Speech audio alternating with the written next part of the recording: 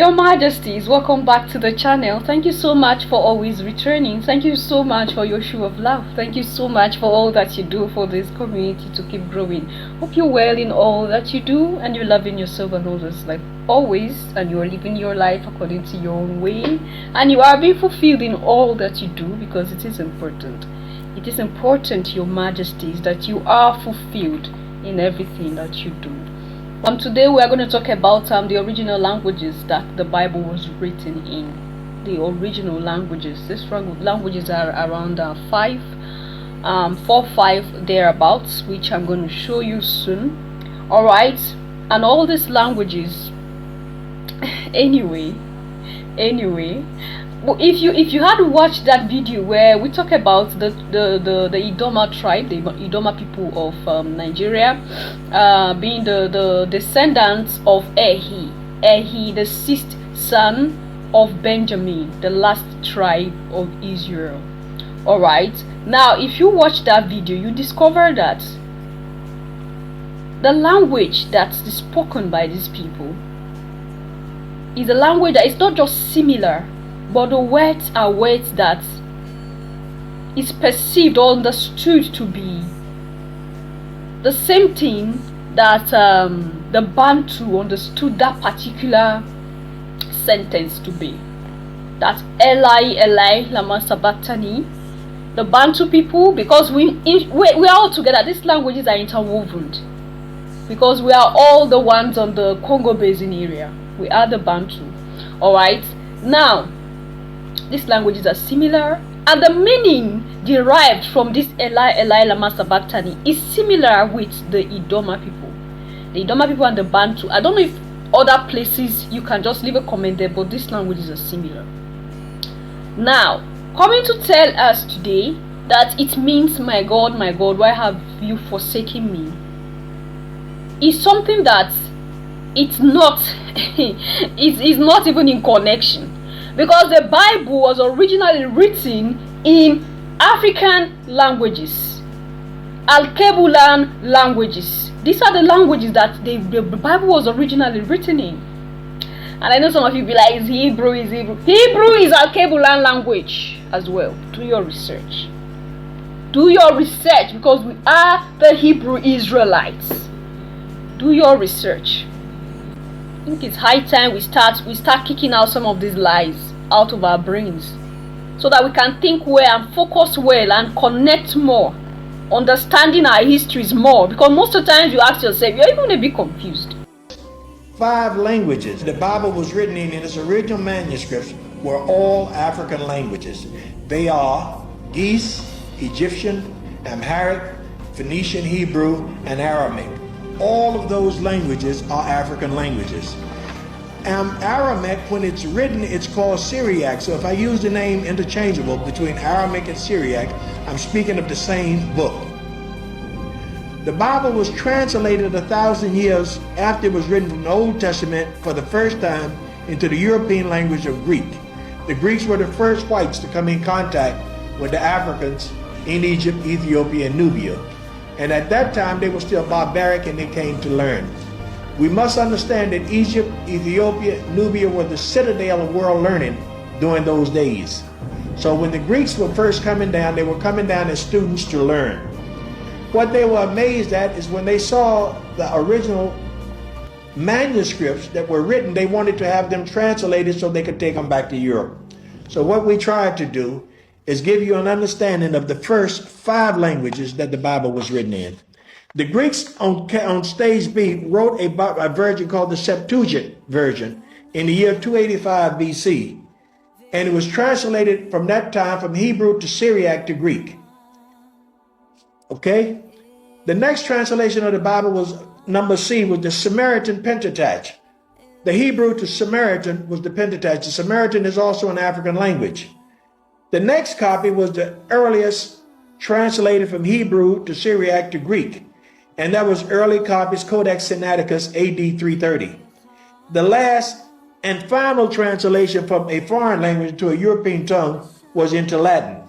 The Latin was the Vulgate. Vulgate came about around 400 AD when right about the name of Jerome went to Jerusalem to translate the whole Bible and all of the manuscripts into Latin.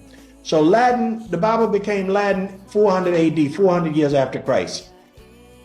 From the time of Christ, from the time of the Vulgate all the way up to 1611, the Bible was all in Catholic Latin all over Western Europe and Northern Europe.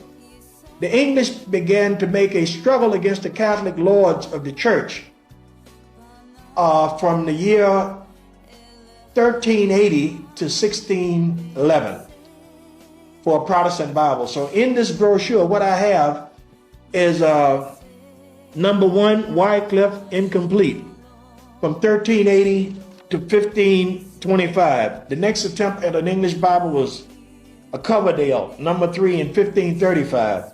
The next attempt was Matthew's at the Matthew's Bible in 1537. The next attempt at an English Bible was the Great Bible of 1539. The next attempt was the Geneva Bible of 15. Majesties, I think the message we needed, we've gotten it.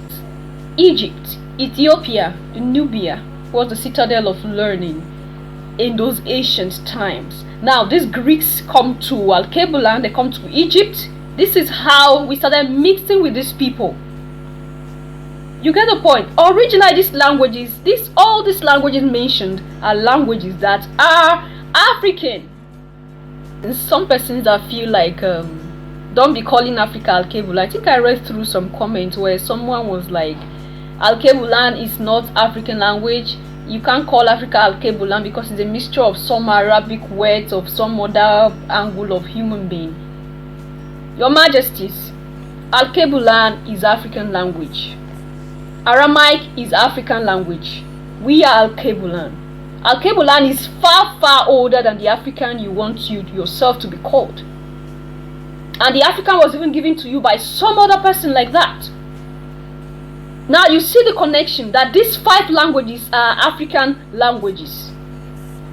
Because when we talk about those in the Middle East or those around the Middle East is not East Africa. I've been saying this. These are places where the sons of Ishmael moved up to. When you do history, connect it with what you see there in the Bible. They are the descendants of the Ishmaelites. And Ishmael is one of the sons of who? Of Abraham from Hagar. And who is Abraham? Abraham is what? African. Aramaic is African. It's today, later on, they started pushing all these things out and trying to reduce the continent at all costs. Because they know already that when they leave this knowledge there, this today we are, this future of this are today, a lot of us would have understood, and then most of the things we take, we wouldn't be taking it. Because something that is rightfully yours, your inheritance, some other people came from all of a sudden and come to take it out from you. Alright, that's another thing. For those of you that claim that Alkebulan is not a real name of Africa, now you've heard that. Now, the fact that Egypt, Ethiopia, Nubia was the citadel of learning of those times, that the Greeks come to Egypt to come and study. Some of you that feel it's not true, you've heard that. Now, the process of studying, there's a language that needs to be involved. You don't study without a language, you need a communication. Now, those who do not understand most of these languages, they have to learn them so as to communicate. Now, since they learn to communicate, they decide to translate some of the books into something that they can also study. That is why you see all this translation happening. You see the translations happening. Alright? Now, when we're talking about the translation of the Bible itself, I'm trying to take you to something. Because a lot of you do not know that Hebrew itself is African language. Now you know that today. Alright? Now, when this Bible was translated from Hebrew, it passed through some other languages. There are other languages it went through. And then the end source is the English that we are using today. Before it came to the English, it was translated to Latin. Right? And from Latin to English. And I think Jerome was the one that anchored all those translation, right? Now, Hebrew, Syriac, Greek, Latin. We're talking about Aramaic, we're talking about Syriac. So Hebrew, Aramaic, Greek, Latin. So these words are together. So when you're talking about Hebrew is African language, Aramaic is African language, and the other languages that are African. Now, does it really surprise you? It doesn't surprise me anymore. Does it really surprise that most of the names of the Hebrew Israelites you see in the Bible are African names? Most of these names are African names because these languages are African languages. But they'll tell you it's not African. So they want to pull you into something, want to force you to become what you are not. For their own selfish reasons, for their own selfish interest. They want to pull you into what you're not, deliberately.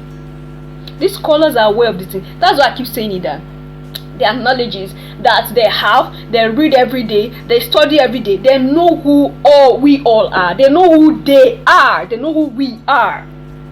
But they deprive you of studying that, they deprive you of that knowledge, so that you don't get ahead. You don't get, this is how I am, so this is how powerful I am. They deprive you of that. And look at the irony today. We are now running to Europe for studies when they all ran here to get the foundation, the fundamental knowledge. We are now running to Europe and America for study. Now, what are you going to study from those who do not even know what the original thing is? And that's why they deliberately diverted everything. They teach physics wrong, they teach maths wrong, they teach history wrong. Everything they tell you is in the opposite way. Why? Because they want to control you. Why? Because they know who you are. Why? Because they know that if you know who you are, they your majesties. But it's quite unfortunate that most of the times we don't even value ourselves. We don't even value what we have as a people, as a melanated people. We don't value that at all. At all. So no wonder these words of Yeshua on the tree, Eloi, Eloi, lama sabachthani. Sabachthani, your majesties. What concerns Sabbath with forsaking me? It might mean forsaking in your own place. Well, I don't know how you added those things. It's yours. But ours is not that. We know what that is. We understood him because he was speaking our language. He was one of us. He was one of us. He was a melanated, speaking the melanated language. And that is why our languages are interwoven, because they meant something.